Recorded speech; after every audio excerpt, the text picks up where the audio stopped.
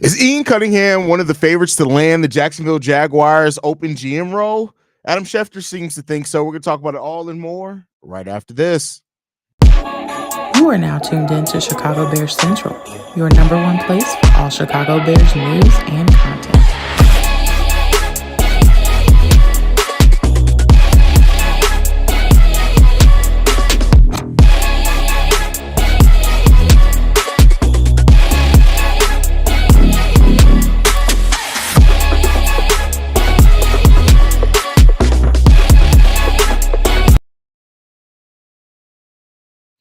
What's going on, Bears fans? Welcome to another episode of Chicago Bears Central, your number one spot for everything Chicago Bears related. I'm the host there, Haize, but more importantly, you guys can follow the channel at Chi Bears Central on every social media platform we happen to be on. With that said, let's go ahead and get into this content for today, y'all.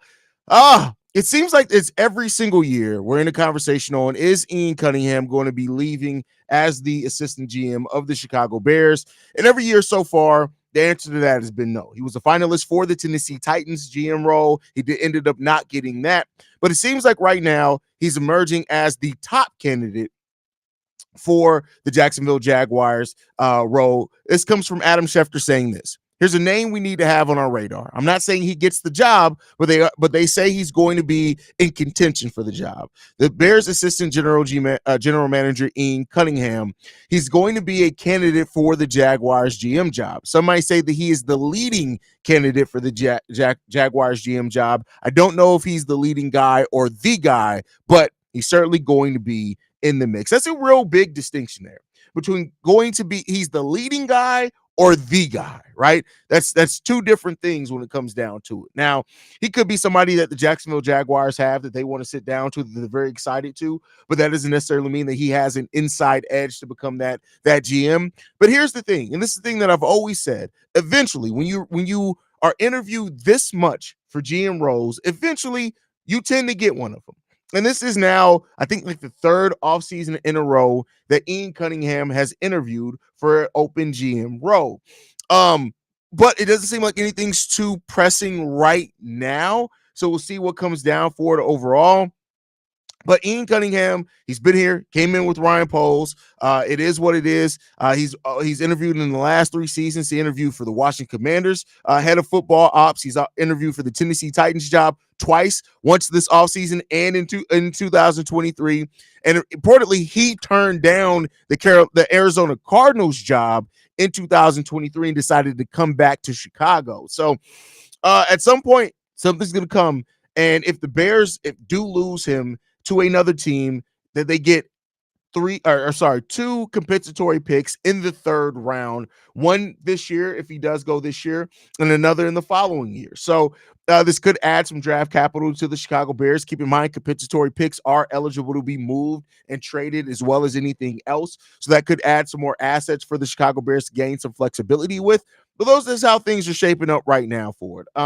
For Ian Cunningham. And we'll see if he ends up getting the job. Ultimately, I hope that he does. Like, no slight to him or anything like that. Like, he wasn't really in the head coaching decision making because he was interviewing for jobs, and Ryan Poles basically told him to go focus on that while they focus on the head coaching search. And so, we'll see if anything ends up changing for that, to where maybe Ian Cunningham ends up going somewhere else. So just wanted to bring that quick update to talk about the chance of potentially losing Ian Cunningham. I think when it comes down to it, he is a guy right now that deserves an opportunity at a job. And you got to start asking yourself as well at some point, if he's doing this many interviews and can't land the job, is it something that he's doing? Or is maybe some doubt around what the Bears have done? Maybe something like that. We'll see. Vern says, what up, Haize? Not surprised. Remember, before he came here, Ian was the right-hand man in Philadelphia with Howie Roseman. He played a big role in getting a lot of those big-name stars that's in the building. Great points there. Great points from Vern. So ultimately, yeah, we'll see how it shakes out. But now that Schefter's talking about it, it does kind of lend itself to be kind of more of a reality that it's a reality that it's a chance. That it lends itself to that it's a larger chance than what you would thought of before But then again, it's not like Schefter calls everything, right? It's not like Schefter is the acquisition whisperer. He just has a little bit more inside knowledge than some of us have. So, but like I said, ultimately, when it comes down to it, I want the best for Ian Cunningham. If he does end up getting a GM role, great. It's not like he leaves the Bears with absolutely nothing. We'd still get something out the deal as far as in compensatory picks. If he stays on, great. I'm excited about having him if he stays here, considering the next phase that the Bears are heading into with their new head coach, with this new coaching staff, the assets that they have in the draft, what they have as far as free agent capital. So I'm not mad if he stays. I'm not mad if he goes. I just want the best for Ian Cunningham and for whatever the ultimate decision is in the path of that for it to go the way that it's going to go. Yeah, another third round pick this year. If it goes through, helps us a ton. So I wouldn't mind. That's a fact. Another third round pick does absolutely help with what the Bears are trying to do. So we'll see what happens there. We'll see what happens there, man. But ultimately, just want to bring this update for you guys, man. You guys, as always, can let me know how you feel and what you think down below. Do you want? Oh, wait, seems like Steve-O's coming in. We're gonna give a second. What's up, Steve-O? What's the word? How you Hey, feeling, bro? hey, I feel like we could use the picks. I mean, it is what it is. Like, of course, we're gonna see now how much he was involved in the things that he contribute throughout the time, but apparently. It can't be that significant. They was able to just let him go on to greener pastures, as he would think. And yeah, like at the end of the day, I also feel like it's kind of a reach for Jacksonville to be doing. Like, I mean, I feel like it's a lot of stuff going over there, so I just feel like it's just an advantage with us at the end of the day. Like, it works out in our favor. So yeah, like I thank you for the times you've been here. I'm pretty sure he had a lot of good things and brought a lot of great moves and players in here due to his ideas and strategies. But yeah, hopefully he goes on and fix the hellhole he going into. He going from one hellhole to another. Yeah, that's for sure. Yeah, because going to Jacksonville, I mean, not even looking at the team, that's if you can turn Jacksonville around, you're immortal, is what it is. Yeah, yeah. But I mean, they got it's not like they don't got a complete downfall. Like there's pieces there that you can work with. Yeah, that's a fact. That's a fact. If a staff is hired from our previous staff, do we get compensation for that too, or is it only OC? Well, not that now that we let them go, no. If they were still Nah, under yeah, contract, that's different. yeah. They ain't on the contract, so no more. So Yeah, so yeah, no. No compensatory picks for that. But yeah, I mean, I guess we'll see what the future holds, man.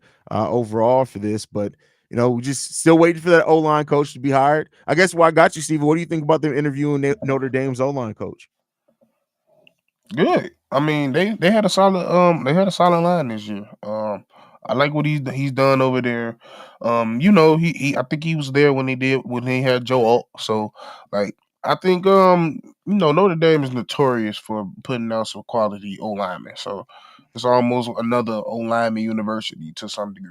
But yeah, I think we should be considering some people. It's just in a common theme with Ben Johnson. He's looking for people in the college game as well. Like he's looking all over. Mm-hmm. Mm-hmm. So we'll see what happens, man.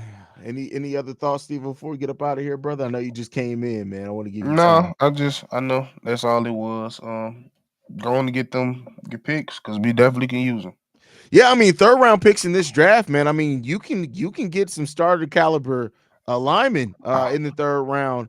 lineman, even some swings out there. Yeah, Like if that's you true want as to take some well. swings on offense, like I ain't gonna lie, I want Tez Johnson. Not gonna lie, and it's You're not not the because first person I've heard say that and it's either. not So because he just Oregon. That mug. He looked like a more. He reminds me of Tank Dell, but he's more he's a better route runner. yeah, that's true. That's He's true. perfect for the slot. We ain't got a slot person in him, especially with I don't think Keenan coming back. Yeah, I don't think Keenan's coming back either. I think at But this yeah, point the ship is shelled on Keenan. yeah. But I do think if we gonna take a swing at that position, it's probably some other positions we'll probably take before a wide receiver though. Yeah, yeah, that's a fact. Running back, maybe one of them. Probably a running back. That's why I was leaning towards. Like if they get that third and it's somebody like a dude from Arizona State, and he's available, I do it. Yeah.